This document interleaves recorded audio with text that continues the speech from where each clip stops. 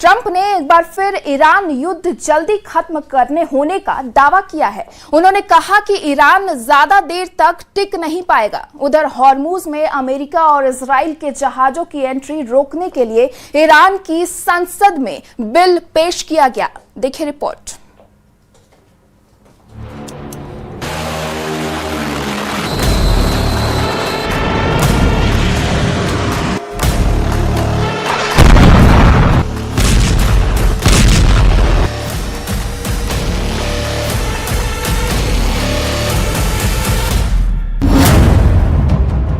Trump को क्यों लगता है कि ईरान कमजोर हो गया है, जबकि ईरान ने ट्रंप की एक बात भी नहीं मानी?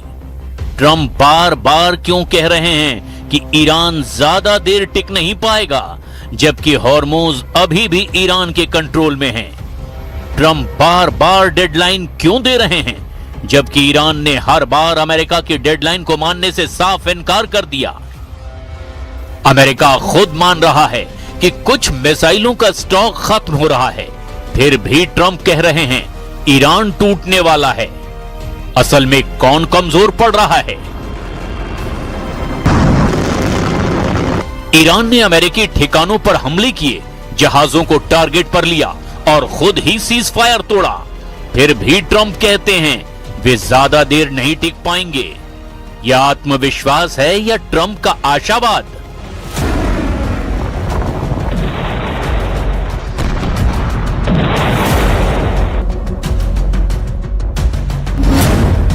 ट्रंप का पूरा दावा सैन्य दबाव और आर्थिक नुकसान पर टिका है, लेकिन ईरान आज भी हॉर्मुज को अपना रेड लाइन बता रहा है।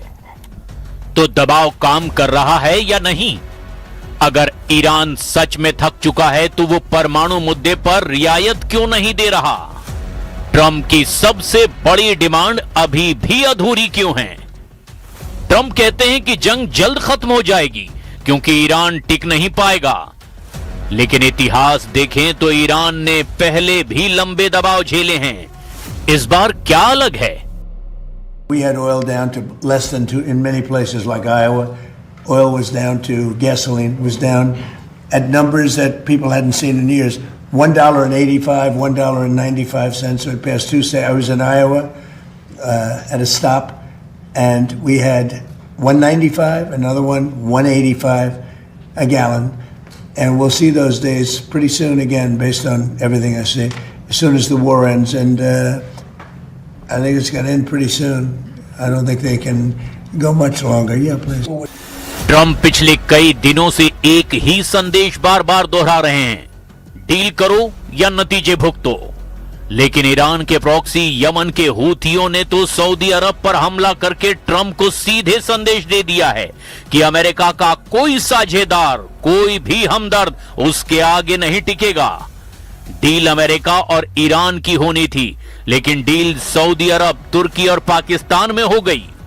ट्रंप बार बार कह रहे हैं ईरान जल्द टूट जाएगा, लेकिन हकीकत उल्टी हो गई।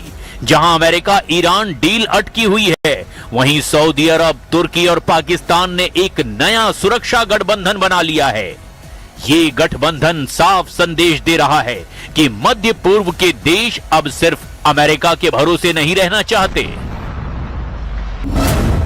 सऊदी क्राउन प्रिंस, तुर्की के राष्ट्रपति और पाकिस्तान के प्रधानमंत्री ने जेद्दा में एक संयुक्त रक्षा समझौते पर हस्ताक्षर किए हैं, जिसमें कहा गया है कि तीनों देशों में से किसी एक पर भी होने वाले किसी भी सशस्त्र हमले को उन पर भी हमला माना जाएगा।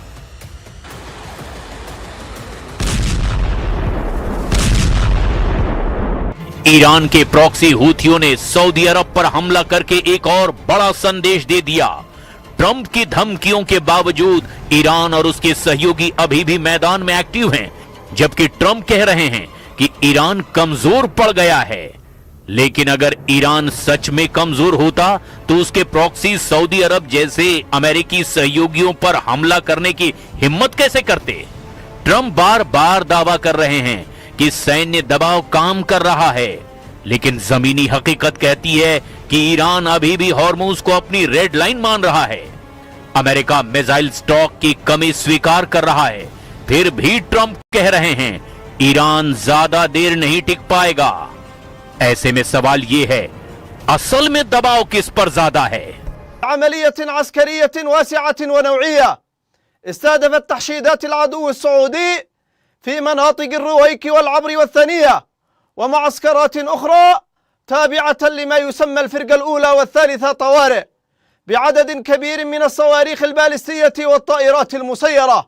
وكان من نتائج العملية ما يلي: مصرع وإصابة المئات من مرتزقة العدو السعودي. लेकिन कहानी सिर्फ हूथियों के हमले या फिर ट्रंप के दावों तक सीमित नहीं है। असल सवाल है कि अगर ईरान इतना ही कमजोर हो चुका है तो फिर अमेरिका अभी तक अपनी सबसे बड़ी रणनीतिक जीत हासिल क्यों नहीं कर पाया? ट्रंप की पहली मांग थी कि ईरान का परमाणु कार्यक्रम पूरी तरह से रोका जाए। दूसरी मांग थी कि हॉर्मुज पूरी तरह खुला रहे। तीसरी मांग थी कि ईरान अपने प्रॉक्सी नेटवर्क से दूरी बनाए। लेकिन इन तीनों मोर्चों पर तस्वीर अभी भी धुंधली है।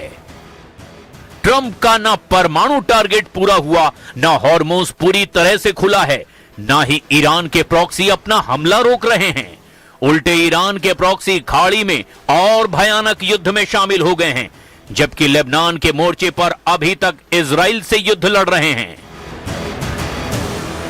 Fortunately, I built up so much during my term. I rebuilt the military and also loaded it up with a lot of stuff. We have certain types of munitions that are very powerful, that we have unlimited, virtual unlimited supply. We have others where it's a little bit tighter, and we're getting them in on a daily basis. As you know, our defense companies are building more plants right now than at any point in history. They're building plants for the Patriots, for the Tomahawks, for everything.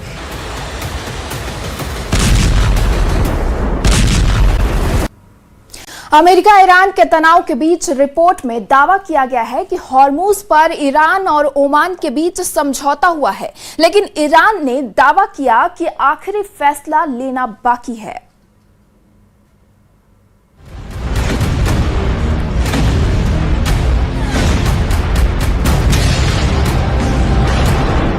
Iran आज भी कड़े तेवर के साथ America को ललकार रहा है कि उसका परमाणु प्रोग्राम उसकी राष्ट्रीय सुरक्षा का सवाल है। हॉर्मुज आज भी तेहरान की रेड लाइन है। हूथी, हिजबुल्ला और दूसरे सहयोगी संगठन अब भी पूरी तरह एक्टिव हैं। यानी ट्रंप जिस कमजोर ईरान की तस्वीर दुनिया को दिखा रहे हैं, जमीनी हालात उससे कहीं ज्यादा जटिल दिखाई दे रहे हैं। मतलब युद्ध सिर्फ मिसाइलों और ड्रोन से नहीं जीते जाते, युद्ध इच्छा शक्ति से भी जीते जाते हैं।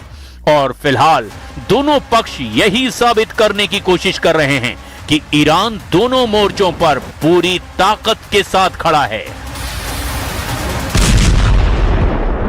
معسكرات وتحشيدات ومخازن وأسلحة العدو السعودي في منطقة الوديعة شرقي البلاد، تدمير عدد كبير من الآليات العسكرية المتواجدة في المعسكرات المستهدفة. إن القوات المسلحة اليمنية تحذر العدو السعودي المجرم من أي حماقة يرتكبها ضد بلدنا وشعبنا.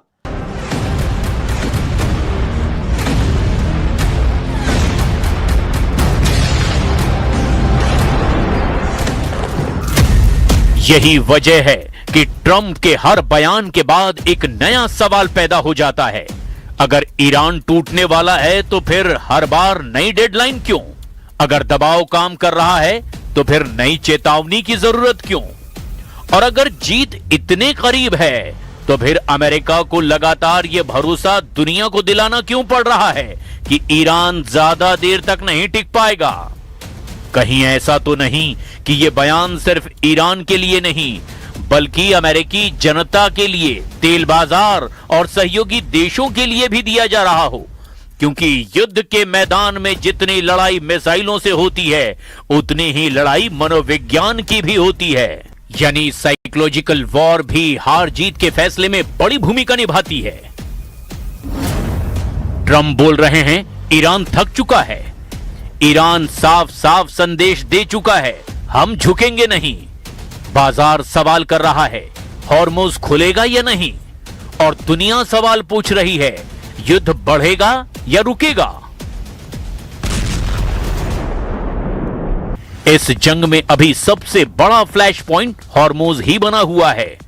दुनिया के ऊर्जा व्यापार की सबसे अहम समुद्री लाइन, जहां एक छोटी सी चिंगारी भी वैश्विक अर्थव्यवस्था को हिलाकर रख सकती है। और यही वजह है कि वॉशिंगटन, तेहरान, रियाद, अंकारा और इस्लामाबाद सभी की नजरें अगले कुछ दिनों पर टिकी हुई हैं।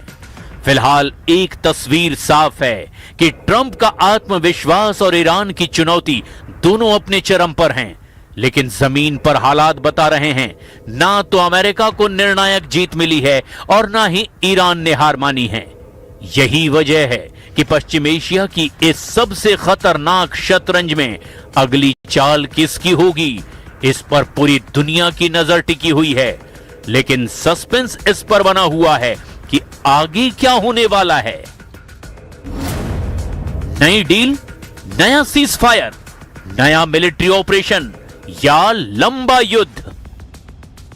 लेकिन पश्चिम एशिया की इस शतरंज में एक नया खिलाड़ी भी है और उसका नाम है मुस्तफा खामनेई।